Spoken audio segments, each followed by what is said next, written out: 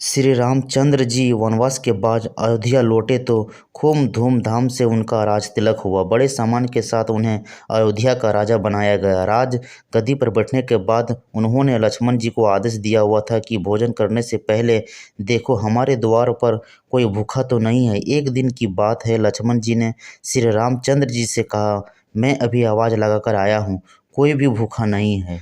श्री रामचंद्र जी ने कहा, दोबारा जाओ और जोर से आवाज़ लगाओ, शायद कोई भूखा रह गया हो। श्री रामचंद्र जी का आदेश पालन करते हुए लक्ष्मण जी दोबारा बाहर गए और उन्होंने जोर से आवाज़ लगाई तो कोई आदमी तो नहीं, वरन एक कुत्ते को लक्ष्मण जी ने रोते हुए देखा। अंदर आकर उन्होंने श्री रामचंद्र जी से कहा, बाहर कोई व्यक्ति भूखा नहीं है, बल्कि एक कुत्ता अवश्य रो रहा है। श्री रामचंद्र जी ने उस कुत्ते को अंदर बुलाया और कुत्ते से पूछा, तुम रो क्यों रहे हो? कुत्ते ने कहा, एक ब्राह्मण ने मुझे डंडा मारा है।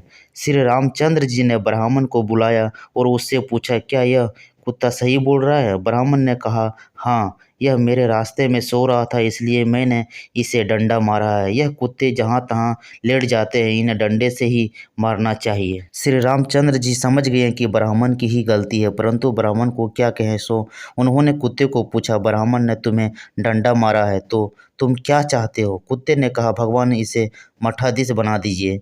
कुत्ते की बात सुनकर भगवान मुस्कुरा दिए और मुस्कुराते हुए कुत्ते से पूछा, इस ब्राह्मण ने तुम्हें डंडा मारा, बदले में तुम्हें इन्हें मठाधीश बनाना चाहते हो? मठाधीश बनने से इनकी बहुत सेवा होगी, काफ़ी चेले बन जाएंगे, इससे तुम्हारा क्या फ़ायदा होगा?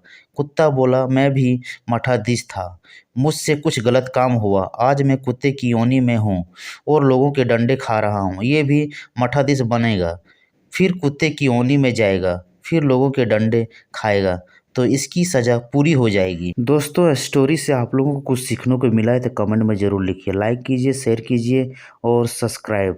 जय श्री राम।